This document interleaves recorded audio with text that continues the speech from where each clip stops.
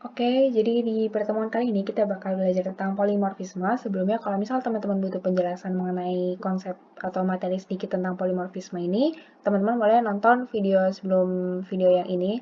Linknya aku cantumin di description box. Nah, untuk kali ini kita khusus belajar ngoding aja ya.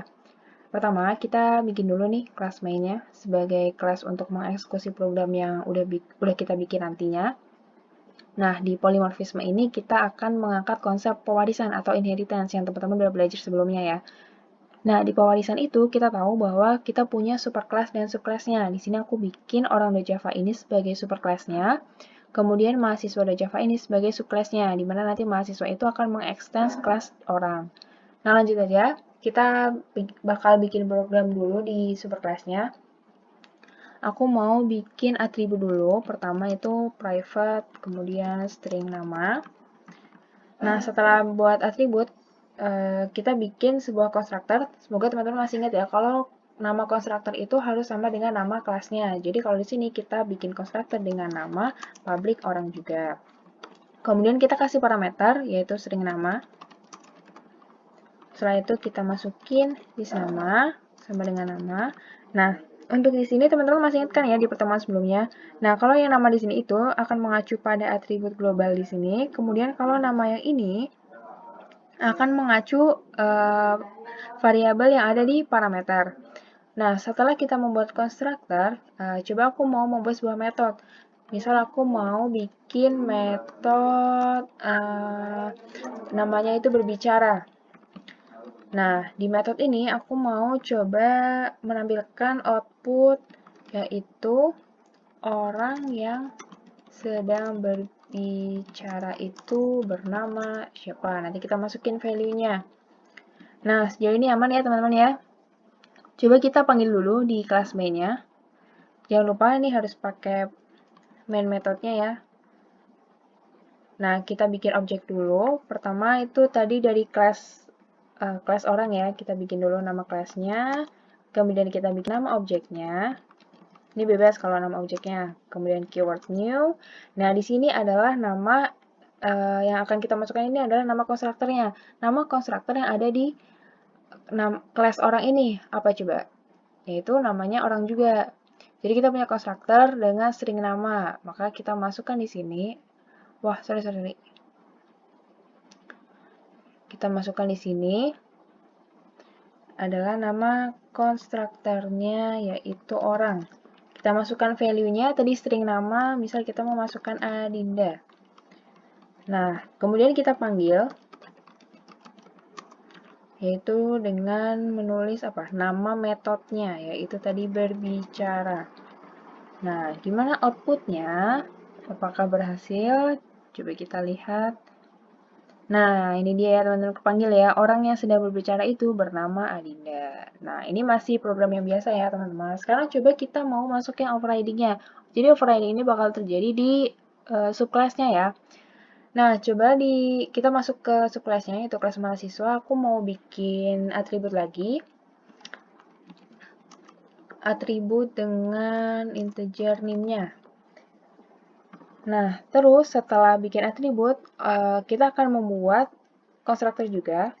Jangan lupa nama konstruktornya harus sama ya, yaitu mahasiswa. Nah, di sini aku kasih parameter yang berbeda. Misalnya aku mau kasih tadi string nama. Nah, ini kemudian integer name. Nah, habis itu konstruktor tadi kan kita tahu nih bahwa isi dari konstruktor itu kan misal this name sama dengan name. Ingat ya, kalau name yang ini mengacu di sini, kalau yang ini mengacu di parameternya. Nah, oh maaf, ini harusnya mahasiswa. Oke, nah gimana cara kita masukin namanya ini nih? Apakah bisa kita menggunakan keyword this nama.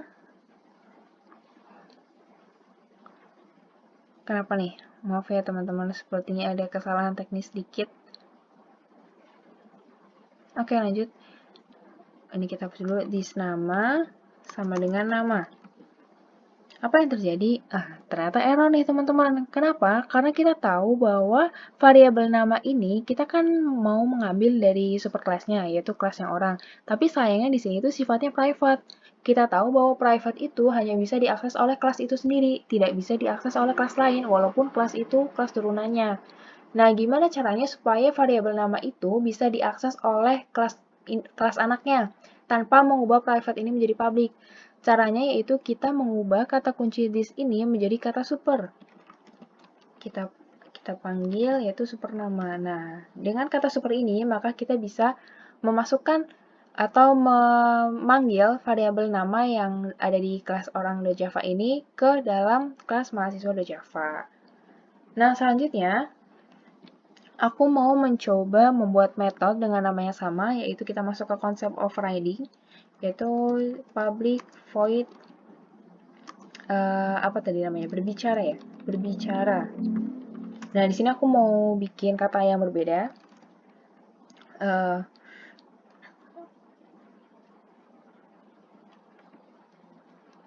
Nomor induk mahasiswa, NIM-nya Adinda. NIM-nya Adinda berarti kita panggil nama.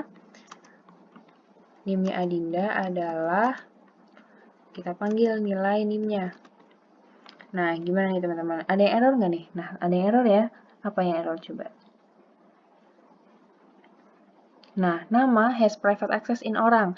Jadi kita tahu di sini, tadi kan udah aku kasih tahu tuh bahwa nama itu punya private di kelas orangnya. Nah, supaya bisa diakses oleh ini, coba gimana kalau kita pakai super nama juga di sini? Apa yang akan terjadi? Wah, ternyata masih error teman-teman. Kenapa? Call to super must be first statement in constructor. Jadi, super ini hanya bisa digunakan di sebuah constructor aja, tidak bisa digunakan di method. Nah, gimana caranya supaya nama itu bisa diakses oleh metode berbicara? Caranya adalah kita balik nih ke superclass-nya, yaitu kelas orang. Kita bikinlah yang namanya itu accessor getter. Jadi teman-teman udah belajar kan tentang getter di pertemuan class dan constructor, getter dan setter. Nah, di sini kita cukup menggunakan getter aja. Caranya teman-teman supaya lebih cepat tanpa harus mengoding manual. Klik kanan, kemudian insert code. Nah, pilih teman-teman yang getter. Setelah getter, nah apa nih variabel apa yang mau kita kasih ke subclass-nya? Yaitu variabel nama dari kelas orang. Kita generate.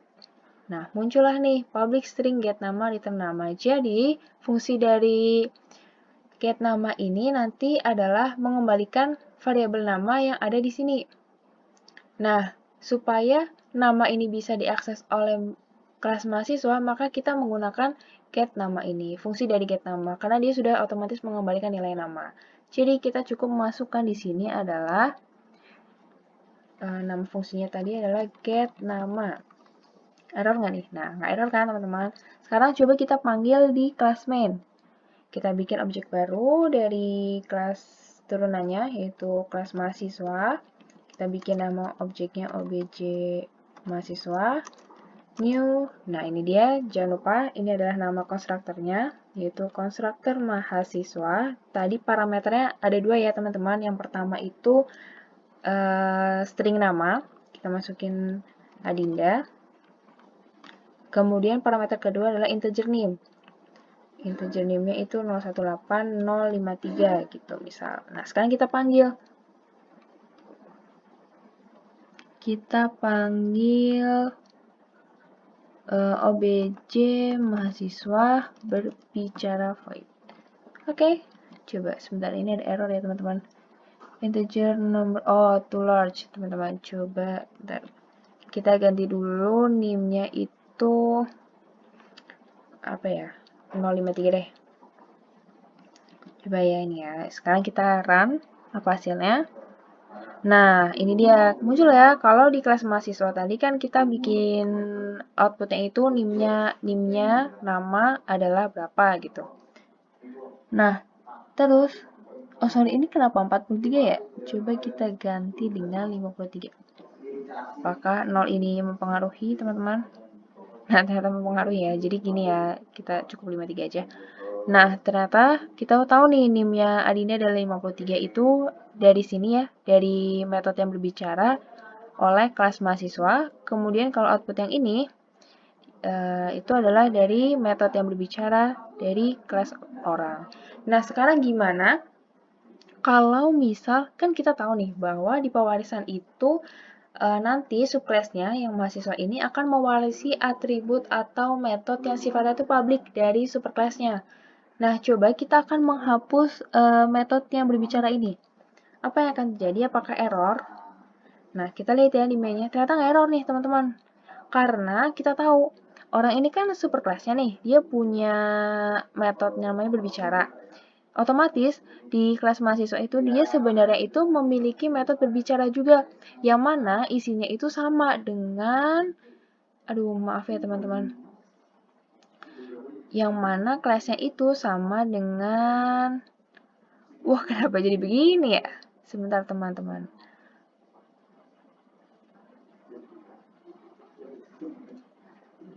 Aduh, suka nakal gini ya. Semoga tidak mempengaruhi. Atau kita balik sini deh. Loh, maaf ya teman-teman ya.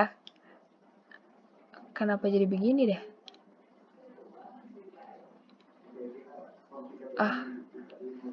Ya udahlah ya teman-teman. Semoga ini nggak bingung-bingung banget ya. Justru malah kayak gini lebih gampang ya teman-teman ya.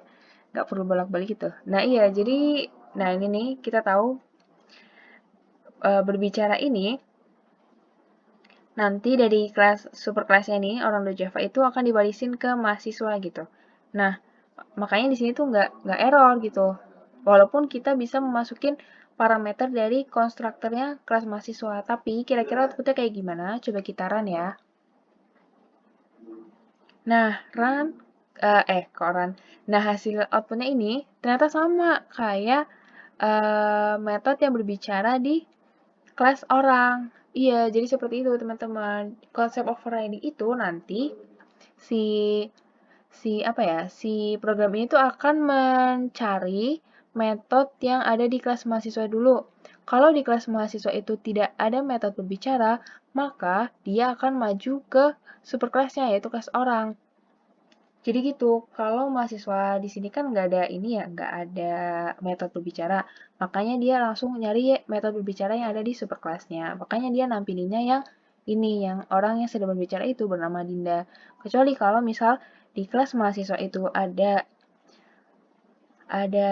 metode bernama berbicara, maka si programnya ini akan mencari berbicara di kelas mahasiswa dulu, yang mana nanti tampilannya akan seperti ini. Maksudnya outputnya, NIM-nya Adina adalah 53. Gitu, intinya pokoknya metode ini akan dicari dulu di kelas anaknya, kalau misalnya nggak ada, baru kita mundur ke kelas parentnya. Seperti itu untuk konsep polimorfisme. Semoga mudah dipahami. Terima kasih. Wassalamualaikum warahmatullahi wabarakatuh.